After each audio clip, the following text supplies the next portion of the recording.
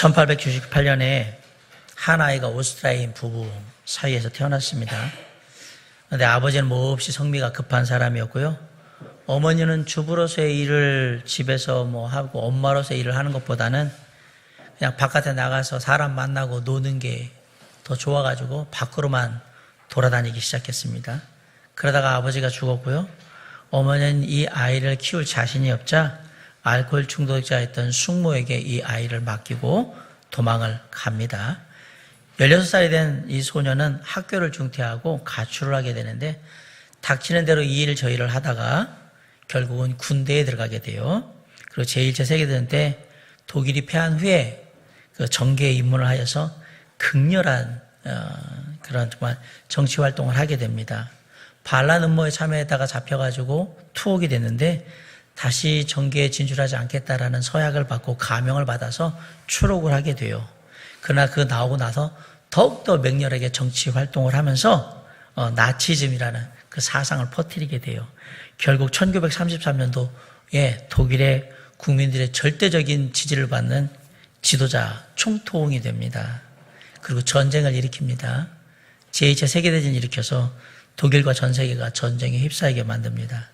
그리고 시간이 지나서 지금도 우리는 이 사람의 이름을 떠르면 정말 악랄하게 전쟁을 일으켜가지고 많은 사람들 죽였던 그 이름으로 떠들리거든요. 이 사람이 누구냐? 아돌프 히틀러입니다. 같은 1898년에 한 아이가 미국 텍사스에서 태어났습니다. 이 아이는 아버지와 어머니의 사랑을 듬뿍 받고 잘 자랐어요. 부모는 이 아이를 데리고 캔자스에 있는 농촌으로 이사를 하게 되는데 그곳에 좀 더 전원의 생활과 함께 신앙생활에 더욱더 좀 박차를 가하겠다라는 생각으로 아이를 데리고 농촌으로 이사를 해요. 그리고 이 아이한테 늘 가르쳐요. 하나님을 두려워할 줄 알아야 한다라고 가훈을 정해놓고 이 아이를 가르쳐요. 그리고 이 가정은 그 교회에서도 그 지역사회에서도 아주 모범적이고 사람들을 잘 섬기는 그러한 사람들로 칭송을 받고 존경을 받습니다. 이 가정의 아이는 자라면서 늘 엄마와 함께 했던 게 뭐냐면 매일 저녁에 엄마와 함께 손을 잡고 그날의 기도 제목들을 가지고 하나님께 나누면서 기도하는 그런 습관을 가졌던 아이입니다. 이 소년이 자라가지고 군대에 흥미를 갖게 됐고요. 그리고 웨스트 포인트 사관학교에 입학하고 졸업을 하게 됩니다.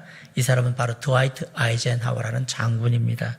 공교롭게도 1944년 6월 6일 날 전쟁터에서 이 동갑내기 두 사람이 만나게 됩니다. 그리고 이 전쟁터에서 11개월간 전투를 하게 되는데요. 결국인 독일 총통이었던 아돌프 히틀러는 연합군의 사령관이었던 드와이트 아이젠하워한테 패전을 하게 돼가지고 결국은 이제 내리막길을 타게 돼요. 그리고 1945년 4월 30일 날 지하 방공 대피소에서 아돌프 히틀러는 스스로 목숨을 끊어서 죽습니다. 이 소식을 접한 전 세계 사람들은 환호를 하며 기뻐하면서 박수를 쳤어요. 잘 죽었다고. 한편 아이젠하워는 전쟁을 마치고 1969년 80세의 일기로 평화롭게 눈을 감아서 죽었는데요. 많은 사람들이 이 사람이 죽었을 때 애도하며 슬퍼하며 아파했습니다. 자, 이 두 동갑내기는 똑같은 시대를 살았는데 그 삶의 방식과 결과는 전혀 달랐다라는 것을 우리가 알게 됩니다. 오늘 본문에도 똑같은 경우가 나옵니다. 함께 살았지만 정반대의 삶을 살았던 두 종류의 사람이 지금 등장을 하고 있어요. 바로 엘리의 두 아들인 홈리와 비나스, 그리고 엘가나와 한나의 아들 사무엘 이야기입니다. 본문은 하나님의 성소에 함께 있었고 함께 먹고 자면서 생활을 했지만 한쪽은 순수하게 잘 하나님 안에서 성장한 사무엘이고요. 한쪽은 죄악 가운데도 계속해서 극악한 길을 갔던 홈리와 비나스의 삶을 대조해 주고 있습니다. 우린 이 이야기를 통해서 자녀 교육에 대한 심각한 생각을 갖는 거예요. 똑같은 곳에 있는데 전혀 다른 삶을 사는 그러한 모습을 보게 되는 거죠. 타락한 시대 속에서 부패와 방종을 일삼는 아이들로 키울 것인가, 아니면 자신의 시대를 책임질 줄 아는 역량 있는 자녀로 키울 것인가, 이 이제 고민이 있는 거예요. 부모 중에 그 누구도 자신의 자녀가 쓸모없는 인간, 있어서는 안 될 인간, 별 볼 일 없는 인간이 되기를 바라는 부모는 아무도 없습니다. 고슴도치도 제 자식은 사랑스러운 거예요. 자녀들을 향해서 우리는 그런 기대를 갖고 있어요. 다 잘 되길 바라고요. 다 바르게 되길 바라고요. 다 건강하길 바라요. 그런데 자녀들은 절대로 부모의 기대대로 그렇게 잘 자라주지 않는다라는 사실입니다. 그게 우리에게 딜레마가 되는 겁니다. 오늘 우리는 고민을 하면서 이 본문을 바라봐야 합니다. 부모의 입장에서는 어떻게 하면 자녀를 잘 키울 수 있을 것인가 라는 고민이 생기는 거고, 자녀의 입장에서는 내가 어떻게 자라야 사람들의 기대에, 부모님의 기대에, 하나님의 기대에 걸맞는 그러한 사람으로 잘 자랄 수 있을 것인가를 고민하면서 오늘 본문의 말씀을 좀 함께 살펴보고자 합니다. 자, 오늘 제목대로 어떻게 키워야 될까요? 성경은 첫 번째로 신앙의 체험이 있는 자녀로 키우라고 권면하고 있습니다. 11절로 12절에 보면 엘가나는 라마의 자기 집으로 돌아가고 그 아이는 제사장 엘리 앞에서 여호와를 섬기니라 라고 되어 있고요. 12절에 엘리의 아들들은 행실이 나빠 여호와를 알지 못하더라 라고 얘기를 하고 있습니다.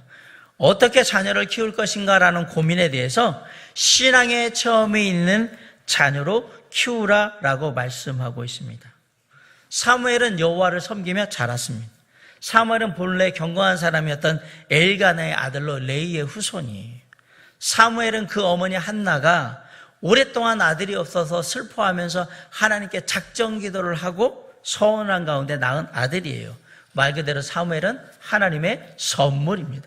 아이를 낳지 못해서 온갖 서름을 다 당했던 한나가 하나님께 애끓는 기도를 합니다. 사무엘상 1장 10절로 11절에 보면 한나가 마음이 괴로워서 여호와께 기도하고 통곡하며 서원하여 이르되 만군의 여호와여, 만일 주의 여종의 고통을 돌보시고 나를 기억하사 주의 여종을 잊지 아니하시고 주의 여종에게 아들을 주시면 내가 그의 평생에 그를 여호와께 드리고 삭도를 그의 머리에 대지 아니하겠나이다. 그런데 이 간절한 기도를 하나님께서 들으셨습니다. 그래서 1장 20절에 뭐라고 되냐면 한나가 임신하고 때가 이름에 아들을 낳아 사무엘이라 이름을 하였으니 이는 내가 여호와께 그를 구하였다 하미더라 라고 했습니다. 사무엘은 한나의 기도에 응답하신 하나님의 선물이었습니다. 세상에 주어지는 모든 생명은 다 하나님이 주관하시는 겁니다. 바꿔 얘기하면 세상에 주어지는 생명들은 다 하나님이 허락하시는 선물이라는 얘기입니다. 당연히 우리의 자녀들도 하나님이 우리에게 허락하신 선물이 맞다라는 것을 기억하셔야 합니다. 그 자녀가 잘하고 있느냐 못하고 있느냐는 다음 문제고, 하나님이 이 땅에 생명으로 허락하신 모든 것들은 다 우리에게 선물이다라는 사실이에요. 이렇게 귀하게 얻은 자식을 한나와 엘가나는 서원대로 하나님 앞에 구별하여 나신인으로 드리게 됩니다. 율법을 좇아서 레인으로서 담당해야 될 제사의 의무를 성소에서 끝까지 담당하기 위해서 하나님께 바치는 거예요, 사무엘을. 그래서 1장 21절로 24절에 보면 그 사람 엘가나와 그의 온 집이 여호와께 매년제와 서원제를 드리러 올라갈 때에 오직 한나는 올라가지 아니하고 그의 남편에게 이르되 아이를 젖대거든 내가 그를 데리고 가서 여호와 앞에 뵙게 하고 거기에 영원히 있게 하리이다. 재미난 말은요, 거기에 영원히 있게 하겠다라는 말이에요. 거기에 있게 하겠다는 말이 아니라 하나님 곁에 영원히 있게 할 것이다. 하니 그의 남편 엘가나가 그에게 이르되 그대의 소견에 좋은 대로 하여 그를 젖대기까지 기다리라. 오직 여호와께서 그의 말씀대로 이루시기를 원하노라 하니라. 이에 그 여자가 그의 아들을 양육하며 그가 젖대기까지 기다리다가 젖을 뗀 후에 그를 데리고 올라갈새 수소 3마리와 밀가루 1에바와 포도주 1가죽 부대를 가지고 실로 여호와의 집에 나아갔는데 아이가 어리더라. 어린아이를 하나님께 드리는데 여기 놀랍게 하나님 앞에 헌신하는 한 부부가 나오는 겁니다. 비록 어린 자녀지만 이 자녀의 삶이 하나님께 드려줄 때 더 많은 사람들을 구원하고 더 놀라운 하나님의 역사를 이룰 수 있다고 믿기 때문에 기꺼이 어린 자녀를 품에 안고 싶은 그 소망이 너무나도 크지만 그 아이를 떼어서 하나님께 드리는 한나와 엘가나의 놀라운 헌신이 여기 나타나 있는 거예요. 이 두 부부의 헌신으로 인해서 사무엘이라는 사람이 자라게 되는 겁니다. 1장 27절로 28절에 이 아이를 위하여 내가 기도하였더니 내가 구하여 기도한 바를 여호와께서 내게 허락하신지라. 그러므로 나도 그를 여호와께 드리되 그의 평생을 여호와께 드리나이다 하고 그가 거기서 여호와께 경배하니라. 평생을 하나님께 드렸다. 이렇게 한나와 엘가나의 헌신을 통해서 하나님께 드려진 사무엘은 실로에 있는 성소에 계속해서 머물면서 사사이자 제사장이었던 엘리의 지도와 감독을 받으면서 무럭무럭 잘 하나님을 섬기며 자라게 됩니다. 그런데 이 엘리의 가정에는 두 명의 또 다른 자녀가 있었습니다. 홈리와 비나스라는 두 자녀가 있었는데 이 두 자녀는 사무엘과는 전혀 다른 모습으로 살아가고 있었던 거예요.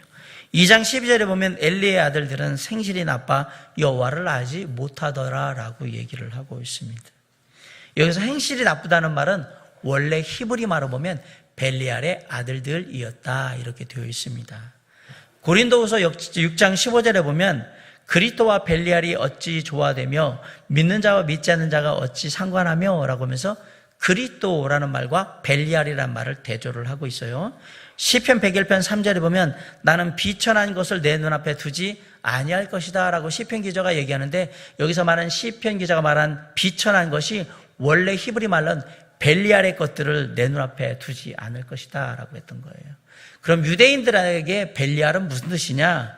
교만하다, 법이 없다, 무법천지다, 무익하다, 쓸모없다 이런 말이 바로 벨리알이에요. 쉽게 말하면 당시에는 사악한 자녀, 쓸모없는 자녀, 나쁜 사람들을 뭐라고 불렀냐면 벨리알의 아들, 벨리알의 딸, 벨리알의 자녀 이렇게 불렀단 말입니다. 엘리의 두 아들 홈리와 비나스가 벨리알의 아들들이라고 행실이 아주 나쁘다고 불렸다는 얘기는 이들이 아주 심각한 문제였다라는 얘기를 하고 있는 거예요. 하나님의 제사를 이루면서 하나님을 섬기는 제사장의 아들들임에도 불구하고 늘 아버지가 하나님 앞에 예배 드리는 것을, 제사 드리는 걸 늘 보고 자란 자녀들임에도 불구하고 하나님을 알지 못해요. 여기서 하나님을 여호와를 알지 못하다라는 말은 하나님을 하나님으로 인정하지 않았다라는 말이고요. 하나님을 없이 여기고 하나님께 대적했다 이 얘기를 하는 거예요. 놀랍지 않습니까?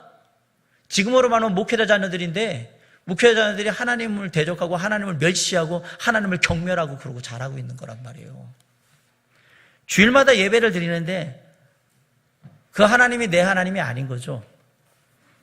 하나님에 대해서 들었는데 나하고는 아무 상관이 없는 거예요. 어떻게 했을까요? 결국 타락하고 망나니 짓을 하면서 사는 거예요. 우리의 자녀들을 신앙의 체험이 있는 자녀들로 키우셔야 합니다. 하나님 섬기는 아이들로 키우셔야 한다는 얘기입니다. 일주일에 한 번 예배 드리는 거로 만족하지 마십시오. 예배를 드렸느냐 안 드렸나 보다 더 중요한 것은 개인적으로 하나님을 만나느냐가 중요하고 삶 가운데 하나님의 인재를 경험하고 살고 있느냐가 중요하고 그 자신의 개인의 죄를 하나님께 회개했느냐가 중요하고 그 죄사함을 하나님으로부터 개인이 받았느냐가 중요하고 개인적으로 구원에 확신느냐가 중요하고 늘 개인적으로 하나님과 함께하고 있다는 확신을 가지고 사느냐가 중요한 겁니다.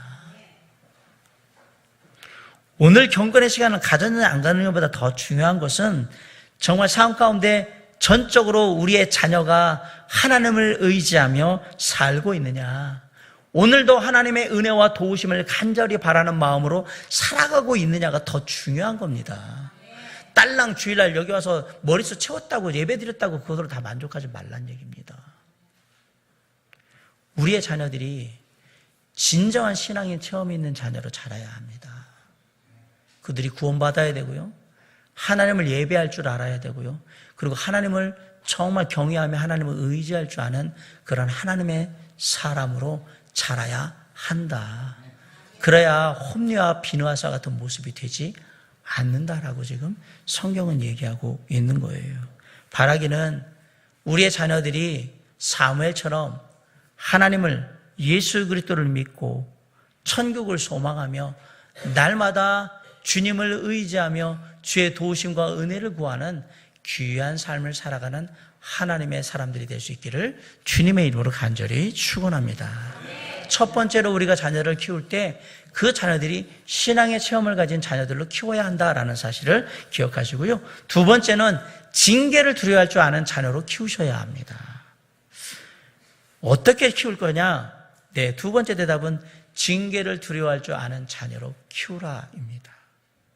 오늘 본문의 12절부터 16절까지의 내용을 쭉 보면 홈리와 비나스가 어떤 죄를 저질렀는지를 쭉 얘기하고 있어요. 고발한 내용이에요. 그런데 이 두 사람, 홈리와 비나스의 죄악 중에 가장 큰 죄악이 뭐냐? 17절입니다. 우리 17절 한번 다 같이 한번 읽어볼까요? 자, 시작. 이 소년들의 죄가 여호와 앞에 심히 크면 이 소년들의 죄가 어떻다고 했습니까? 심히 크다라고 했습니다. 그러면 누구 앞에서 죄가 심히 크다고 했습니까? 여호와 앞에서라고 했어요. 여기서 여호와 앞이라는 얘기는 하나님의 얼굴 내에서 있다는 얘기예요. 하나님의 얼굴을 말하는 거예요. 하나님의 면전에서 뭐 했다는 얘기예요? 죄악을 범했다 이 얘기예요. 쉽게 하면 홈리와 비나스의 범죄는 하나님의 얼굴에 먹칠을 했다라는 얘기를 똑같이 하고 있는 거예요. 그들의 죄악의 가장 큰 핵심은 뭐냐? 여호와의 제사를 멸시하는 거예요. 예배를 우습게 알았다라는 얘기예요. 우습게 알았다? 멸시하다는 말은 적극적으로 회방하고 경멸하는 행위예요. 예배를 경멸하라 했다는 얘기예요. 예배 같은 거 드리면 뭐해? 이런 식에는 우습게 알고 멸시하면서 예배 드린다고 뭐가 달라져? 뭐 이렇게 하면서 예배를 멸시하고 막 그랬다는 얘기예요. 홈리와 비나스는 예배 드리는 재물을 훔치는 것뿐만 아니라 제사의 재물을 훔치는 것뿐만 아니라 하나님을 향한 예배, 제사는 하나님과 이스라엘 백성 가운데 약속인데 나는 너희를 구원하시는 하나님, 너희는 나의 백성, 이 약속에 따라서 드려지는 제사인데 그 구원의 놀라운 은혜의 약속인 제사를 파괴를 하는 거예요. 그리고 하나님을 우습게 하는 거예요. 신성모독이에요. 홈리와 비나스는 놀랍게도 그런데 홈리와 비나스는 엘리 제사장의 아들들이라는 사실입니다. 엘리의 아들들은 마음에 하나님도 없고 은혜도 없고 경외함도 없고 있는 거라고는 마음 안에 방탕과 죄악밖에 없는 거예요. 그리고 하나님을 떠나서 하는 거예요. 이들이 사람들이 하나님 앞에 제사를 드리러 제물을 가지고 올 때마다 그 제물 고기 같은 걸 다 빼앗으니까 나중엔 어떤 일이 벌어졌느냐? 사람들이 하나님께 제사 드리는 것, 예배 드리는 것을 치를 떠는 거예요. 하도 많이 나쁜 짓을 하니까 가면 다 뺏기고 제대로 된 예물을 드릴 수가 없는 거예요. 예배 드리기 전에 다 뺏어버리니까. 여기가 나오잖아요. 내가 제사 드린 다음에 드릴 테니까 합시다 그랬더니 아니야. 내가 먼저 가져야 돼. 하나님께 드리는 제물을 하나님보다 먼저 취하면 얘가 하나님 아닙니까? 홈리와 비나스가?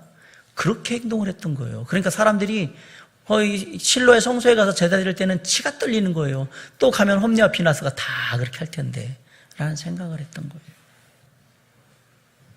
심지어 홈리와 비나스는 22절에 보면 회막문에서 수정되는 여인들과 동침도 합니다. 그래서 사람들이 얘기하는 거예요. 저 제사장의 아들은 홈리와 비나스도 뭐 저기 있는 여자들하고 막 간음하고 그러는데 뭐 우리가 하는 게 뭐가 문제가, 제사장 아들도 그러고 있는데 뭐 우리는 왜? 이렇게 해서 이스라엘의 죄악이 막 퍼지기 시작하는 거예요. 용기를 얻는 거죠. 제사장의 아들이 저러고 있는데 우리는 뭐 어때? 우리는 뭐 제사장도 아닌데 이러니까 막 퍼지는 거예요. 죄악을 대속하는 일을 하는 제사장으로 부름받은 사람들이 죄악을 대속하기는커녕 죄악을 퍼뜨리고 있는 거니까 상황이 지금 그렇게 가고 있는 거예요. 더 큰 문제는 이런 홈리와 비나스를 징계하고 훈육하며 매를 대는 부모가 없었다는 사실이에요. 3장 13절에 내가 그의 집을 영원토록 심판하겠다고 그에게 말한 것은 그가 하는 죄악 때문이니 이는 그가 자기 아들들이 저주를 자청하되 금하지 아니하였음이니라. 이게 무슨 말이냐? 엘리 제사장은 자신의 자식들인 홈리와 비나스가 죄를 범하고 있다는 사실을 잘 알고 있었는데도 그들의 악행을 막지 않았다라는 얘기입니다. 그래서 하나님께서 얘기하신 거예요. 엘리야, 너희 자녀들이 그렇게 죄를 범하면 이건 하나님 앞에 범죄하는 거기 때문에 내가 반드시 심판할 거야. 너희들에게 그것에 대한 반드시 심판할 거니까 알아서 막으라고 얘기를 했는데, 이미 경고를 했는데도 불구하고 엘리 제사장이 그 경고를 따르지 않았다라는 얘기입니다. 그래서 이 경고를 보내신 하나님께서 더 이상 참고 바라볼 수가 없어서 엘리의 집안을 심판하시기로 한 건데요. 놀랍게도 이렇게 하겠다고 이미 경고를 사전에 했다라는 사실이 놀라운 거예요. 엘리 제사장은 두 아들 홈리와 비나스의 죄악에 대한 책임이 있습니다. 워낙에 엘리는 온순하고 고상한 노인이었습니다. 그러나 두 아들 홈리와 비나스가 죄악 가운데 제멋대로 살 때에는 온순하고 고상한 것이 중요한 게 아니라 단호해야 했다라는 사실이에요. 그러나 엘리는 죄를 범하는 두 아들에게 징계를 내리지 못합니다. 성전에서 제물을 갈취하는 그 일을 계속했음에도 불구하고 아예 침묵해 버립니다. 그리고 그나마 간음에 대한 소문이 들리니까 그때서야 겨우 말 몇 마디를 하는데 책망인지 아닌지 이것도 애매해요. 24절에 보세요. 내 아들들아, 그리하지 말라. 내게 들리는 소문이 좋지 아니하니라. 말만 이렇게 하고 그 다음 조치가 없어요. 조치가 없어요. 아름답고 예쁜 꽃피는 정원을 만들기는 어렵습니다. 시간이 많이 걸립니다. 요즘 여러분 이렇게 일산이라든가 용인의 에버랜드 이런 데 가면 꽃들이 되게 많이 피는데, 거기 안 가더라도 공원에 가거나 이런 데 보면 꽃이 많이 피 있을 거예요. 그런 것들을 이렇게 잘 꾸며놓은 데 가면 참 예쁘고 꽃들도 다양한 종류들을 보면 참 좋죠. 그렇게 아름답고 예쁜 정원을 망가뜨리는 방법은요, 그렇게 어렵지 않아요. 그냥 두시면 돼요. 네? 그냥 두시면 된다고요? 예, 그냥 두시면 조금 이따 잡초밭 될 거예요. 마찬가지입니다. 자녀들을 망가뜨리는 건 그렇게 어렵지 않습니다. 그냥 세상의 타락한 문화와 세상 흐름 따라 그냥 살게 내버려 두시면 자녀들 다 망가집니다. 그냥 두시면 됩니다. 알아서 마음대로 하라고 그냥 그냥 두시면 됩니다. 그리고 손대지 마시고 수수방관하시면 애들 다 망가집니다. 어렵지 않습니다. 부모들이 타락한 세상의 문화와 생각 속에 자녀들이 그냥 제멋대로 살아도록 그냥 수수방관하고 두고 어른들이 그렇게 방치를 하고 교사들이 가르치지 않으면 다음 세대는 다 망가지는 겁니다. 안타까운 건 요즘은 자녀들한테 징계니 책망이니 없어요. 기분 나빠할까 봐 꾸중도 못하고 잔소리도 못해요. 어렵거든요. 부딪히기 싫으니까 에이 좋은 게 좋은 거지 그냥 넘어가지 이렇게 넘어가면. 그래도 우리의 자녀가 하나님의 말씀과 은혜 가운데 하나님의 일을 감당할 수 있는 하나님이 기대하시는 자녀로 자라기를 원한다면 잔소리도 하시고요, 책망도 하시고요, 단호하셔야 합니다. 단호하셔야 합니다. 안 그러면 우리의 어린 자녀들이 나태함과 죄악의 풀밭에서 돌아다니게 될 겁니다. 감리교를 시작하고 부흥시킨 요한 웨슬리, 찰스 웨슬리의 어머니인 수산나 웨슬리는 19명의 자녀를 양육시켰는데요. 이 19명의 자녀들이 다 훌륭한 사람들이 됐어요. 그러면 이 수산나 웨슬리가 그 많은 자녀들을 잘 양육할 수 있던 비결이 뭐냐? 훌륭한 신앙인이라면 훌륭한 가정을 만들어야 하고, 훌륭한 가정은 아이들에 대한 가정교육으로부터 시작한다라는 철칙을 가지고 있었어요.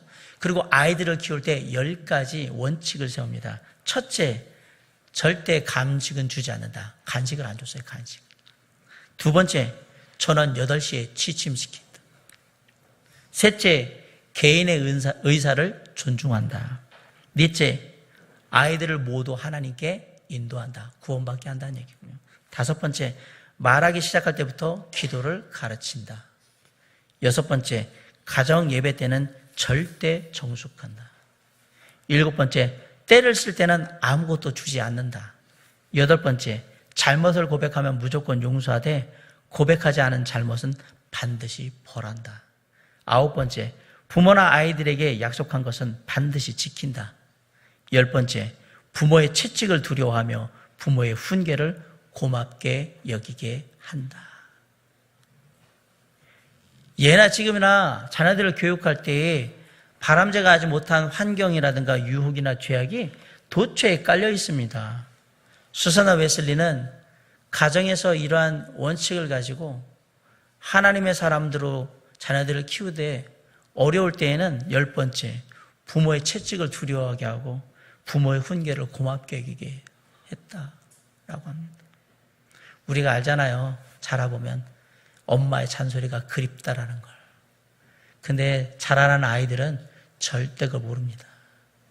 너희들이 커가지고 너희들이 부모가 돼서 너희 자녀들한테 잔소리를 하기 시작하면 그때 엄마의 잔소리가 왜 그리운지를 알게 될 거예요. 나 잘 되라고, 세상에서 나름대로 자기 역할 잘 하라고 끊임없이 부모들은 뭐 했던 거예요? 우리에게 권면했던 거예요.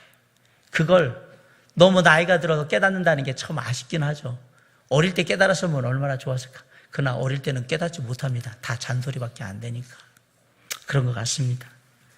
사랑하는 성도 여러분, 필요할 때는 담대하게 사랑의 매를 드셔야 합니다. 주의 교양과 훈계로 우리의 자녀들을 교회와 사회와 이 민족과 세상 앞에 당당하게 세우셔야 합니다. 저는 꼭 매로 때리라고 얘기를 하는 게 아니라 분명한 징계가 있어야 한다라고 얘기하는 겁니다. 이것이 잘못됐을 때는 그 잘못을 돌이킬 수 있는 분명한 행동이 부모에게 주어져야 한다라는 얘기입니다. 엘리와 그 아들들의 최후를 한번 보세요. 25절에 사람이 사람에게 범죄하면 하나님이 심판하시려니와 만일 사람이 여호와께 범죄하면 누가 그를 위하여 간구하겠느냐 하되 그들이 자기 아버지의 말을 듣지 아니하였으니 이는 여호와께서 그들을 죽이기로 뜻하셨음이더라. 어떻게 하기로 마음을 정하셨다고요? 죽이겠다라고.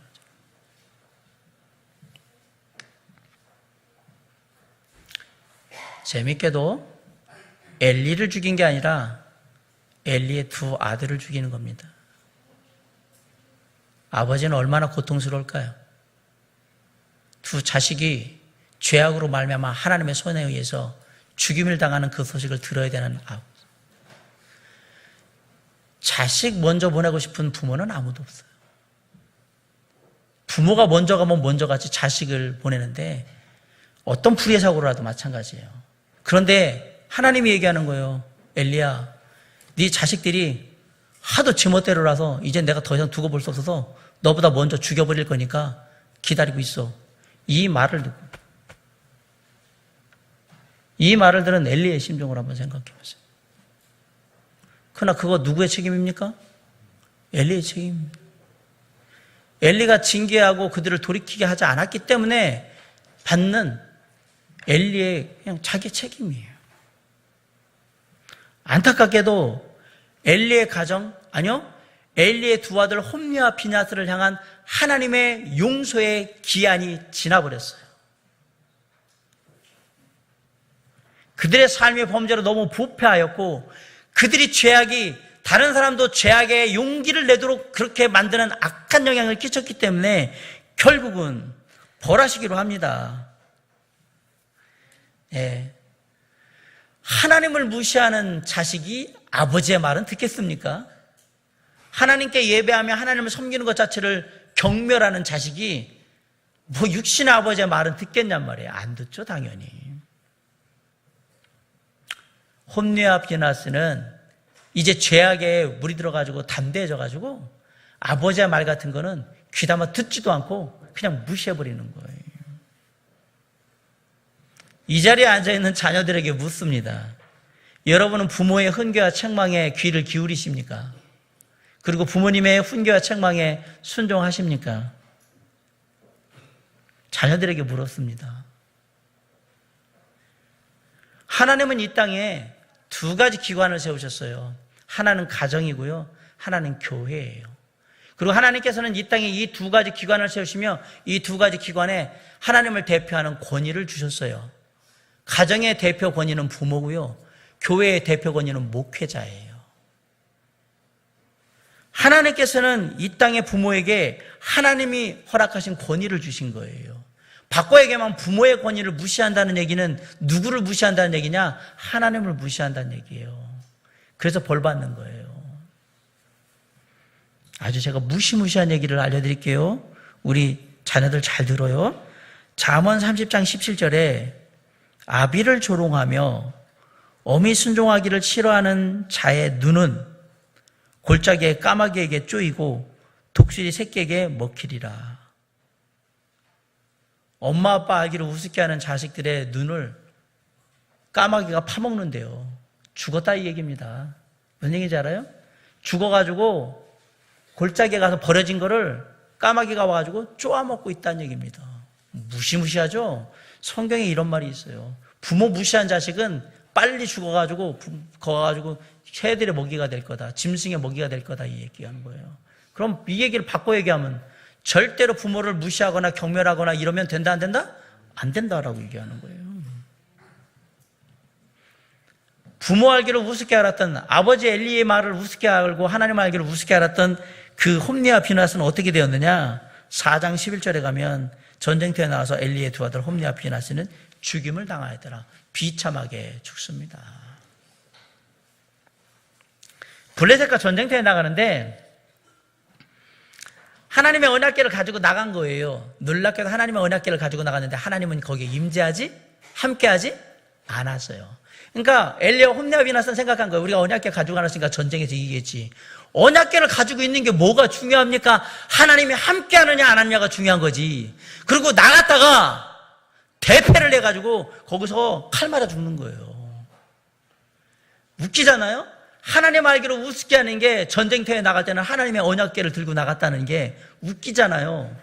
죽은 거예요. 참 어리석은 신앙을 가지고 있었던 거예요. 그러면 자식이 그렇게 되도록 방치했던 엘리는 어떻게 되느냐? 아버지는 4장 18절에 하나님의 궤를 말할 때, 쉽게 말하면 블레셋에 하나님의 언약궤를 가지고 갔다가 홈리와 비나스가 그 블레셋 사람들을 위해서 비참하게 죽임을 당했습니다 라는 얘기를 들을 때 엘리가 자기 의자에서 뒤로 넘어져서 문 곁에서 목이 부러져 죽었다라고 되어 있어요. 목 부러져 죽어요. 제사장이 그냥 편안하게 죽는 게 아니라 목이 부러져서 죽어요. 그런데 그 뒤에 말이 되게 중요해요. 나이가 많고 비대한 까닭이라 라고 되어 있어. 바꿔 얘기하면 영적으로 되게 둔감하고 이제 그냥 잘 먹고 잘 사는 게 엘리의 제사장도 이미 삶 자체가 무너졌다라는 걸 보여줘요. 그래가지고 살 많이 쪄가지고 그냥 비대했다는 얘기는 이렇게 뚱뚱해가지고 저 중심 먹자 이렇게 해가지고 목이 부러져 죽었더라. 얼마나 비참합니까? 사람들이 볼 때 이게 뭐예요? 이게 죽는 게. 목 부러져 죽었네. 자, 이거 사람들이 봤을까요? 안 봤을까요? 봤겠죠. 하나님의 언약궤에서 홈리와 비나스가 어떻게 죽었다고 사람들이 전하니까 그 얘기 듣다가 이렇게 가지고 넘어져가지고 죽는 걸 그대로 본 거예요. 보고 사람들이 뭐라고 했을까요? 제사장인데 어떻게 이렇게 죽어? 제사장인데 어떻게 이렇게 죽어? 죽어서도 좋은 얘기 못 듣죠. 왜 그래요? 자식을 그렇게 키웠기 때문에 그래요. 우리가 부모로서 엄청난 책임을 갖고 있는 거예요. 자식 그렇게 못 키운 거 다 부모 책임이에요. 자식한테 떠넘기지 마셔야 돼요. 어떻게 보면 죽을 때까지 우리가 가지고 가는 그 짐이 뭐냐? 자식에 대한 짐입니다. 안 그러면 아예 나치를 맞든지. 나은 걸 어떻게 해요? 여기에 대한 책임이 우리에게 있습니다. 그리스도인에게 더 큰 책임이 있습니다. 피할 생각을 하지 마십시오. 엘리도 그 삶의 죽음을 통해서 그 책임을 다하고 있는 걸 보세요. 엘리의 가정이 몰락했습니다. 놀랍게도 대가 끊겼습니다. 죄악에 대해서 하나님이 심판하셨는데 그 가문을 없애버렸어요.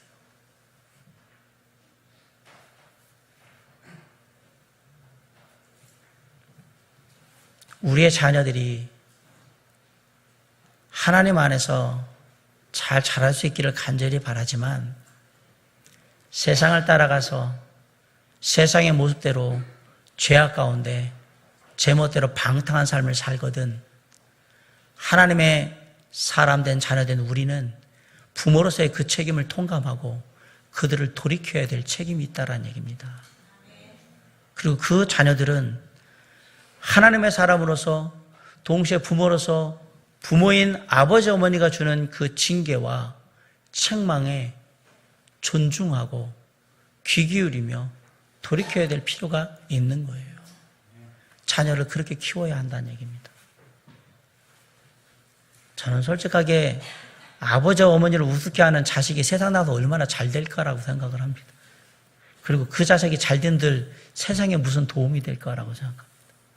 가장 기본적인 가정의 권위조차도 인정하지 못하는 자식이 세상에서 뭘 받아들이겠으며 세상에 잘나봐야 얼마나 잘나겠냐라는 얘기예요. 그리고 늦어봐야 결국 그 마지막 결국이 어떻다라는 건 성경이 얘기하잖아요. 사랑하는 성도 여러분, 자식이 공부 잘하고 돈 많이 버는 게 중요한 게 아닙니다. 하나님을 경외할 줄 알고 하나님의 권위를 가진 부모의 음성에 귀 기울일 줄 알고 순종할 줄 아는 자녀가 되는 게 더 먼저인 겁니다. 하나님이 원하지 않는 모습으로 살면 이렇게 해서 끝내면 어떡할 거예요? 이거로 대를 끊어버리면 어떡할 거예요? 누구 책임이에요? 자식들은 자식으로서의 자신의 각자의 책임이 있지만 그 큰 책임은 누구에게 돌아오냐면 부모에게 오는 거예요. 이게 우리가 지금 고민해야 될 부분이라는 얘기입니다. 우리의 자녀들이 하나님의 사람으로 스스로 온전해질 때까지 하나님의 자녀답게 그 삶의 모습과 삶의 면모를 갖출 때까지 하나님의 시각으로 자녀들을 바라보고 사랑하되 그들이 하나님의 길을 떠나서 방탕한 길을 가거든 훈계하고 책망하고 단호하게 하나님의 뜻을 전함으로 그들이 이 사회의 건강한 일원이 될 수 있도록 하나님의 징계를 두려워할 줄 아는 자녀가 될 수 있도록 그렇게 키우는 우리 어른들이 될 수 있기를 주님의 이름으로 간절히 축원합니다. 마지막으로 우리가 어떻게 자녀를 키워야 되느냐? 시대를 이끌 수 있는 역량을 가진 자녀로 키우셔야 합니다. 18절에 보면 사무엘은 어렸을 때에 세마포 에봇을 입고 여호와 앞에서 섬겼더라라고 되어 있습니다. 21절에 보면 여호와께서 한나를 돌보시다 그로 하여금 임신하여 세 아들과 두 딸을 낳게 하셨고 아이 사무엘은 여호와 앞에서 자라니라라고 되어 있습니다. 26절 한번 다 같이 한번 읽읍시다. 시작. 26절 시작.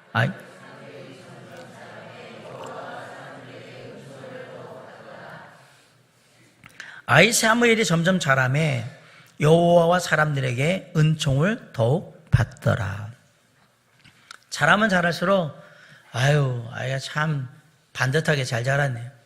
하나님 안에서 정말 아주 괜찮은 사람으로 잘 자랐네. 이렇게 하나님 보시기에도 사람들 보기에도 이렇게 아름다운 모습으로 잘 자랐다라는 얘기입니다.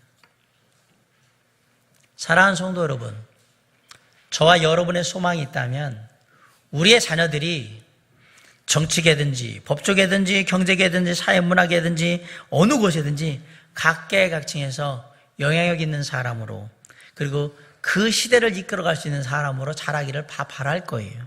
물론 유명해지느냐 안 유명해지냐는 두 번째 문제고 자기가 있는 그곳에서 자기가 맡겨진 일을 잘 감당하고 이끌어갈 수 있고 역할을 다할 수 있는 그런 자녀가 되기를 원하는 건 모든 부모의 똑같은 소망이에요. 그런 마음에서 사무엘의 이 이야기는 단순한 가정의 이야기로 보시면 안 됩니다. 왜 하나님께서는 늙은 엘리에게 그리고 엘리의 두 자녀 홈리와 비느하스가 그렇게 죄악 가운데 제멋대로 방탕한 생활을 하는 가운데에 그곳에 사무엘을 보내셨을까라는 사실입니다. 이 시대가 끝나면 사사의 시대가 끝나면 어떤 시대가 오죠? 이스라엘에게? 왕국 시대가 와요. 왕정 시대가 와요. 이제 보이지 아니하시는 하나님이 아니라 보이는 사람 왕에 의해서 통치받는 시대가 와요. 그런데 그 통치받는 시대가 오는 그 왕을 선택하고 그 왕에게 기름 부어서 하나님의 뜻을 행할 수 있도록 그렇게 해주는 역할을 누가 하느냐? 워낙에라 하면 엘리의 두 아들인 홈리와 비느하스 중에 누군가 하나가 하게 되겠죠. 그런데 홈리와 비느하스와 엘리의 가정이 하나님의 보시기에 그 시대를 이끌어가는 새로운 시대에 합당하지 않으니까 누구를 허락하신 거예요? 사무엘을 주신 거예요. 그리고 사무엘을 키우시는 거예요. 그리고 사무엘로 하여금 뭐하게 하는 거예요? 이제 이스라엘의 하나님을 경외하는 새로운 왕으로 통치하는 그 시대를 이끌 수 있도록 네가 가서 사람을 선택하고 내 뜻에 따라서 기름 붓고 그들이 하나님의 뜻에 따라 잘 나라를 이끌어가는지 살펴보라고 그 막중한 역할을 누구에게 맡기셨느냐? 사무엘에게 맡기셨어요. 이 왕정시대 첫 번째 왕이 누굽니까? 사울입니다. 누가 선택했습니까? 하나님이 선택한 걸 사울이 가서 기름 부었습니다. 두 번째 왕이 누굽니까? 다윗입니다. 하나님이 선택했는데 이새가 쭉 아들들 다 보여줬는데 다 퇴짜났죠. 아들 또 없어요? 저기 양치고 있는 막내 아들이 하나가 있는데요, 데려오세요. 근데 그 다윗이 누구였어요? 하나님이 선택한 왕이었잖아요. 다윗에게 기름 붓잖아요. 이 일 누가 했다고요? 이 일은 워낙에 제대로 했다면 홈리와 비느하스가 해야 했던 일인 거예요. 근데 왜 그들이 쓰임받지 못했느냐? 그들은 그 죄악으로 인하여 새로운 시대를 이끌어갈 수 있는 역량이 안 됐던 거예요. 부적격자였던 거예요. 하나님이 안 쓰셨던 겁니다. 그리고 누굴 써요? 사무엘을 쓰신 거예요. 우리의 자녀들이 새로운 시대에 걸맞는 자녀들이 되어야 합니다. 그리고 이 새 시대를 이끌어갈 수 있는 자녀들이 되어야 합니다. 아버지 어머니의 세대를 이어서 그 다음에 새로운 시대를 이끌어갈 때 틀림없이 그 모든 것들을 이끌어갈 수 있고 역량도 발휘할 수 있고 책임을 다할 수 있는 그런 자녀로 키우셔야 한다는 사실입니다. 부모의 세대는 가게 되어 있습니다. 우리가 보통 한 세대는 30년이라고 하는데 한 세대가 가면 다른 세대가 오는 거예요. 그 세대가 그 일을 이끌어가는 거예요. 사무엘은요, 라마에 선지자 학교도 세워요. 그래서 이스라엘 백성들이 하나님을 섬기는 신앙으로 끝까지 꿋꿋하게 살아갈 수 있도록 하기 위해서 많은 사람들이 하나님의 말씀을 전할 수 있게 하기 위해서 이렇게 하면서 이스라엘의 하나님을 향한 신앙으로 앞장서서 새 시대를 이끌어간 사람이 누구냐? 사무엘이에요. 자신의 시대를 향해서 헌신하였고 그리고 그 시대의 책임을 가지고 이끌어갔던 탁월한 지도자가 누구냐? 사무엘입니다. 우리의 자녀들에게도 우리의 부모들을 대신한 시대가 올 겁니다. 그때 우리의 자녀들이 그 시대에 걸맞는 역할을 감당할 수 있어야 합니다. 주님이 이 땅에 오실 때까지 이 땅에 오시는 예수 그리스도의 재림을 기대하면서 자신의 시대를 이끌어가고 역할을 감당하고 더욱더 하나님의 선한 영향을 끼칠 줄 아는 그런 자녀들로 우리의 자녀들이 자라나야 한다는 사실이에요. 그 시작은 어디부터 시작되느냐? 바로 부모로부터 시작된다라는 사실이에요. 하나님 앞에 헌신된 자녀들로, 정결하고 거룩한 삶을 사는 자녀들로, 그래서 하나님이 귀히 쓰이는 자녀들로 우리의 자녀들이 세워질 수 있기를 주님의 이름으로 간절히 축원합니다. 누구보다도 하나님이 자신에게 허락하신 그 비전을 가지고 누구보다도 탁월하게, 누구보다도 성실하게, 그리고 누구보다도 지혜롭게 맡겨진 일을 있는 그곳에서 감당하는 시대의 일꾼이 바로 저와 여러분의 자녀들이 될 수 있기를 주님의 이름으로 간절히 축원합니다. 이를 위해서 우리 자녀들이 있는 그곳에서, 가정에서, 학교에서, 일터에서 진정한 예배자가 되고 진리의 말씀을 수호하는 자들이 되고 열정적인 기도의 동역자들이 되고 겸손한 섬김의 사람들이 되고 사랑이 넘치는 복음의 증인이 될 수 있도록 우리의 모든 힘을 다해야 하는 겁니다.